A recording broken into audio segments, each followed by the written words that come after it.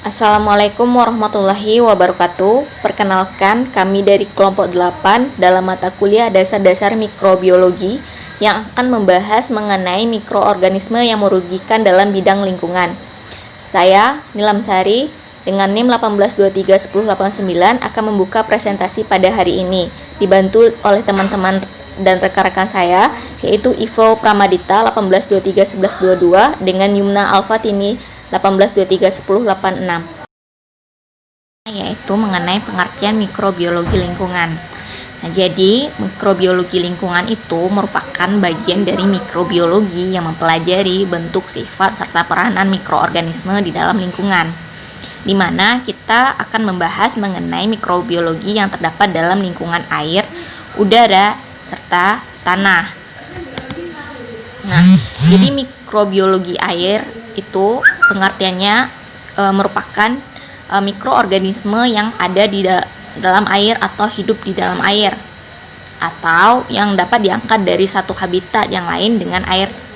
Nah, mikrobiologi air ini kan tidak hanya terbatas hanya air di dalam yang alami saja, tapi juga air laut, air tawar, kemudian estuari. Nah, ilmu yang mengenai mikroorganisme dalam lingkungan air tawar, laut, atau estuari itu disebut dengan mikrobiologi akuatik. Nah, jadi mikrobiologi akuatik ini merupakan suatu telaah mengenai virus, bakteri, alga, protozoa, dan cendawan mikroskopik yang menghuni perairan alamiah. Nah, jadi kalau dalam peranannya itu ada yang bisa menguntungkan, ada juga yang menyebabkan berbagai penyakit atau penyebab penyakit. Kemudian mikrobiologi udara. Nah, jadi sebenarnya tidak ada mikroorganisme yang hidup di udara ya, karena sebenarnya udara itu sendiri merupakan media perantara bagi beberapa mikroorganisme untuk menyerang tubuh manusia, hewan maupun tumbuhan. Nah, terutama kalau bisa kita melihat di mana sih sebenarnya mikroorganisme yang terdapat di udara itu. Nah, itu biasanya ada di daerah yang berdebu atau hampir selalu mempunyai populasi mikroorganisme atmosfer yang tinggi. Nah, kemudian mikrobiologi tanah. Nah, kalau kita membahas mengenai mikrobiologi tanah itu sendiri kan merupakan campuran yang terdiri dari adanya bahan organik, anorganik, air, dan udara, sehingga semuanya itu tercampur menjadi satu dan nggak bisa dipisahkan antara yang satu dengan yang lainnya. Nah, kalau unsur organik yang ada di dalam tanah itu bisa bersumber dari sisa-sisa makanan yang sebagiannya itu udah diuraikan. Itu bisa berupa misalnya jasad atau bangkai yang sudah diuraikan oleh mikroorganisme yang terdapat di tanah, kemudian terurai juga menjadi bagian dari tanah itu sendiri. Kemudian juga bisa seperti tumbuhan-tumbuhan yang sudah kering, daun-daun yang mengering, kemudian juga terurai menjadi tanah. Kemudian mikrobiologi lingkungan yang merugikan. Jadi dalam interaksi mikrobiologi lingkungan itu ada yang bersifat positif, ada yang berinteraksi secara negatif. Nah, jadi karena kita dapat bahasan mengenai peranan yang merugikan, maka kita akan membahas mengenai interaksi yang negatifnya. Nah, jadi mikrobiologi lingkungan itu adanya hubungan atau simbiosis ya dalam 5 tipe. Yang ada yang namanya netralisme, ada komensalisme, ada mutualisme, kemudian ada antagonisme, kemudian ada sinergisme. Nah, karena kita membahas bagian peranan yang merugikan, maka itu termasuk dalam tipe interaksi antagonisme, atau lebih rincinya lagi yaitu merupakan parasit ya, yang berperan merugikan dalam lingkungan. Nah, yang terlibat dalam interaksi ini tentu hubungan yang timbal balik juga. Nah, ada unsur biotik dan unsur abiotiknya, di mana mikroorganisme yang terdapat dalam air, udara, dan tanah itu yang akan menyerang unsur biotik yaitu hewan, manusia maupun tumbuhan. Kemudian kita masuk dalam mikrobiologi lingkungan yang merugikan. Yang pertama itu ada mikrobiologi udara.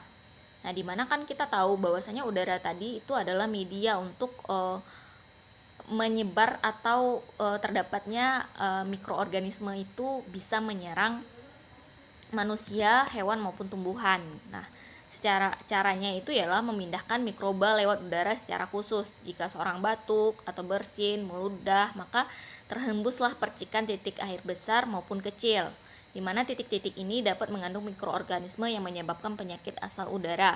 Nah, jadi kalau misalnya mikrobiologi udara itu ya dia itu tidak hanya berada di udara bebas begitu saja, tapi juga bisa ditularkan melalui orang yang sudah terinfeksi duluan. Nah, kemudian dengan dia bersin, dengan dia batuk-batuk, maka di situ juga mudah untuk menyalurkan kembali mikroorganisme tersebut melalui media udara tadi. Berikut contoh dari mikroorganisme di udara yang merugikan, yaitu ada Corynebacterium diphtheria. Dia merupakan kelompok bakteri yang menyebabkan penyakit difteri ya. Kemudian ada rhinovirus. Nah, ini umumnya menyebabkan penyakit salesma pada manusia.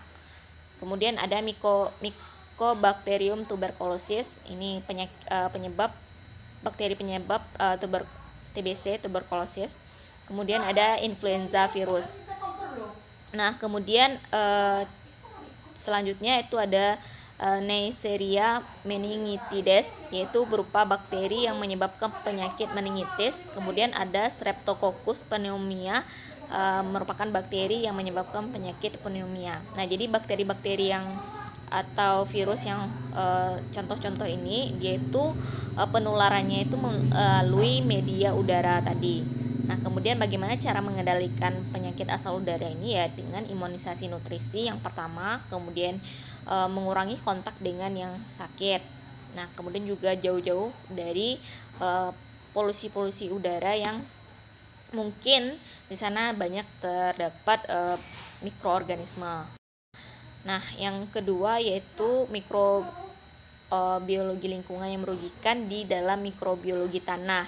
Ini mencangkup ada virus, ada jamur, ada bakteri sebagai patogen penyebab penyakit atau kompetitor dalam penyerapan hara. Nah, jadi maksudnya bagaimana kompetitor dalam penyerapan hara ini? Dia itu adalah suatu mikroorganisme itu sama-sama bersaing dalam mendapatkan nutrisi atau nutrien dalam medianya gitu. Nah, jadi contoh dari mikroorganisme biologi tanah yang merugikan itu ada Salmonella sp, kemudian Bacillus cereus, yang bakteri endospora ya. Dia itu biasanya dikenal sebagai penyakit atau dia menyerang makanan ya, mengendap di makanan yang dikenal dengan sindrom nasi goreng, dimana dia itu akan berada pada makanan yang sudah lama dalam berjam-jam di suhu kamar. Nah, kemudian ada Bacillus atharacis, di mana ini merupakan bakteri yang penyebab penyakit antraks. Kemudian ada Clostridium tetani, bakteri yang menyebabkan tetanus ya, yang berasal dari tanah. Kemudian ada Clostridium botulinum. Kemudian ada Clostridium pharyngitis, yaitu penyebab penyakit faringitis. Kemudian ada Rhizoctonia solani, dia itu merupakan kelompok dari jamur. Nah, masuk dalam mikroorganisme air yang merugikan, itu contohnya ada Trichodina sp, kemudian ada Anabane, Phlos aquae, dan Microcystis aeruginosa. Nah, ini merupakan mikroalga, dia itu yang akan menyebabkan pencemaran air atau menyebabkan endapan-endapan yang kemudian membuat polusi di air. Kemudian ada Trichobacillus chromatium. Nah, mungkin sekian dulu yang bisa saya sampaikan mengenai peranan mikroorganisme yang merugikan ini. Lebih jelasnya nanti akan disampaikan oleh rekan saya melalui tabel peranan mikroorganisme yang merugikan. Baiklah, sekian, terima kasih. Perkenalkan, nama saya Yumna Alfatini, NIM 18231068. Baiklah, di sini saya akan melanjutkan presentasi, yaitu faktor yang mempengaruhi mikrobiologi lingkungan. Yang pertama, mempengaruhi aktivitas mikroorganisme di udara, yaitu temperatur, angin, kelembapan udara, iklim, dan ketinggian. Faktor ini akan mempengaruhi interaksi mikroorganisme dengan inang. Faktor mikrobiologi udara berkaitan dengan bidang kesehatan, makanan, dan pertanian. Faktor-faktor yang mempengaruhi keberadaan mikroba di udara, sejumlah faktor intrinsik dan lingkungan mempengaruhi dan distribusi jenis mikroflora di udara. Faktor intrinsik meliputi sifat dan keadaan fisiologis mikroorganisme dan juga keadaan suspensi. Faktor-faktor lingkungan yang mempengaruhi mikroba udara adalah suhu atmosfer, kelembapan, angin, ketinggian, dan lain-lain. Temperatur dan kelembapan relatif adalah dua faktor penting yang menentukan viabilitas dari mikroorganisme dalam aerosol. Baiklah, yang kedua yaitu mempengaruhi aktivitas mikroorganisme di dalam tanah. Yang pertama yaitu air. Air merupakan komponen variabel tanah. Air dalam tanah memiliki berbagai bahan yang terlarut di dalamnya dan keseluruhan bercampur menjadi larutan tanah. Dalam tanah yang memiliki drainase baik, tekanan air cepat dan konsentrasi oksigen menjadi cukup tinggi. Dalam tanah rawa hanya terdapat oksigen yang terlarut dalam air dan akan segera dikonsumsi oleh mikroorganisme tanah. Tanah yang seperti itu akan bersifat anaerobik, memperlihatkan perubahan yang sangat cepat dalam komponen biologiknya. Yang kedua, yaitu nutrisi dalam tanah. Aktivitas mikroorganisme terdapat dalam lapisan permukaan tanah yang kaya akan bahan organik, khususnya daerah yang dekat dengan akar tumbuhan rhizosphere. Jumlah dan aktivitas mikroorganisme tanah tergantung besarnya tingkat keseimbangan jumlah nutrisi. Dalam tanah berkarnon tidak terdapat batas nutrisi, bahkan terdapat nutrisi organik seperti fosfor dan nitrogen yang membatasi produktivitas mikroorganisme. Populasi mikroorganisme dalam tanah dibagi menjadi 3 golongan besar. Yang pertama yaitu autochthonous. Golongan ini merupakan suatu golongan mikroorganisme yang selalu dapat ditemukan dalam tanah dan hidupnya tidak terpengaruh oleh lingkungan luar seperti iklim, suhu, dan kelembapan. Yang kedua yaitu zoomogenik. Golongan ini adalah golongan mikroorganisme yang keberadaannya dalam tanah disebabkan oleh adanya pengaruh dari luar, misalnya adanya penambahan senyawa organik. Yang ketiga yaitu transien. Golongan ini merupakan golongan mikroorganisme yang keberadaannya bersamaan dengan penambahan mikroorganisme lain secara sengaja, misalnya dalam bentuk inokulum atau sediaan mikroorganisme hidup berupa rhizobium atau acetobacter ke dalam tanah. Yang ketiga yaitu mempengaruhi aktivitas mikroorganisme di dalam air, yaitu suhu, tekanan hidrostatik, cahaya, salinitas, turbiditas, pH, dan nutrien. Baiklah, sekian dari saya. Mohon maaf. Baiklah, perkenalkan nama saya Ivo Pramadita, NIM 18231122, akan melanjutkan presentasi dari teman saya yang sebelumnya, yaitu tentang tabel pembahasan dari nama latin mikroorganisme serta kelompok mikroorganisme, kerugian dan kerugiannya. Yang pertama itu adalah Corynebacterium diphtheria, yang mana ini juga merupakan bakteri yang menyebabkan penyakit difteri. Yang mana penyakit ini bertempat di tenggorokan dan menjadi meradang bila bakteri ini tumbuh dan mengeluarkan endotoksin. Selanjutnya itu adalah Mycobacterium tuberculosis. Ini juga bakteri yang menyebabkan penyakit TBC. Bakteri ini merupakan patogen pada sistem pernapasan mamalia yang terutama menginfeksi paru-paru. Selanjutnya adalah Neisseria meningitis, di mana ini juga bakteri yang menyebabkan penyakit meningitis. Bakteri ini dapat menghasilkan kapsul polisakarida dan enzim oksidase.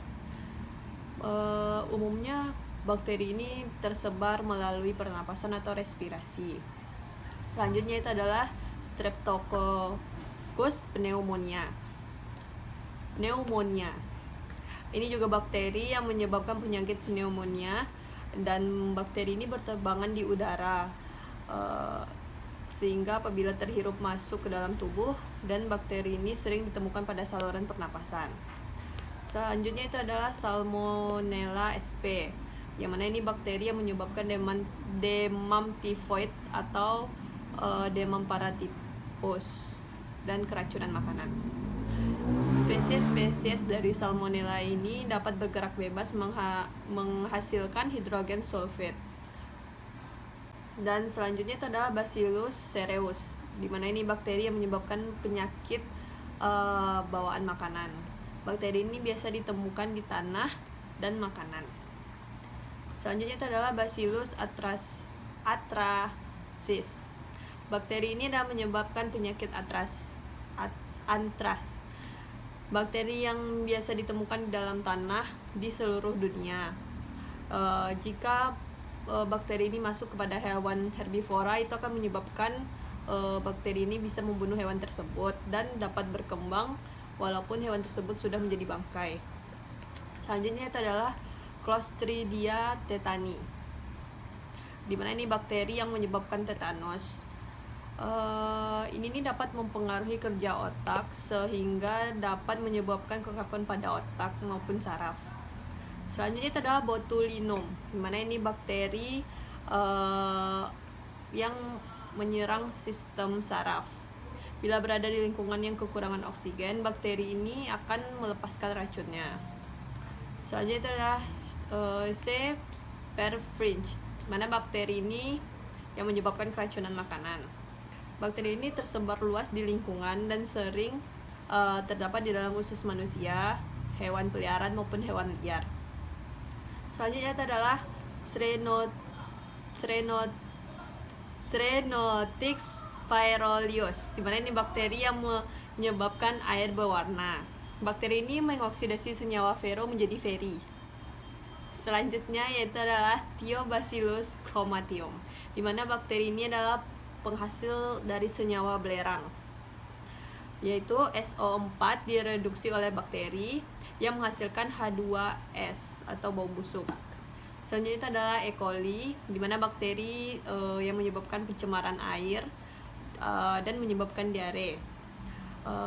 E. coli ini terdapat pada kotoran hewan maupun manusia, dan kotoran ini bisa terbawa ke air seperti danau maupun kolam renang. Selanjutnya itu adalah Shigella, yang mana bakteri ini ada penyakit menyebabkan penyakit disentri, di mana salah satu jenis yang dapat menginfeksi manusia melalui makanan dan minuman yang terkontaminasi oleh bakteri ini. Selanjutnya adalah Vibrio cholera, yaitu bakteri yang menyebabkan penyakit kolera. Bakteri kolera hidup di alam bebas, terutama di lingkungan perairan seperti sungai, danau, atau sumur. Terus selanjutnya adalah Leptospira interrogans. Ini adalah bakteri penyakit leptospirosis, yang mana penyakit ini dapat menyerang manusia melalui paparan air atau tanah yang telah terkontaminasi oleh urin hewan. Selanjutnya itu adalah Anabaea Flossaqua, yang mana ini merupakan alga yang terdapat di perairan berwarna, ada endapan dan bau amis. Selain itu, pengaruhnya terhadap jumlah oksigen di air dapat mengakibatkan kematian pada ikan dan kehidupan air lainnya. Selanjutnya itu adalah Microcystis aeruginus, dimana ini juga alga yang menyebabkan polusi air. Pengaruhnya terhadap jumlah oksigen di dalam air dapat mengakibatkan kematian juga kepada ikan dan kehidupan air lainnya. Selanjutnya itu adalah Trichodinia sp, di mana ini merupakan protozoa yang menyebabkan penyakit trichodiniasis. Beberapa penelitian membuktikan bahwa mikroorganisme ini mempunyai peranan yang sangat result terhadap penurunan daya kebal tubuh pada ikan. Selanjutnya itu adalah Rhizoconia solani. Ini merupakan jamur yang membuat kecambah dan pembusukan pada akar, rebah, kecambah, dan busuk pada akar. Ini bertahan di dalam tanah dalam membentuk sklerotium dan miselium, terutama pada tanah-tanah yang banyak mengandung bahan organik. Selanjutnya adalah influenza. Ini merupakan virus yang menyebabkan influenza, di mana pengobatan influenza yang tidak disertai komplikasi yang dilakukan dengan istirahat. Komplikasi dengan bakteri dapat diobati dengan penicillin sistemik. Yang terakhir adalah rhinovirus. Ini juga merupakan virus yang menyebabkan penyakit salesma.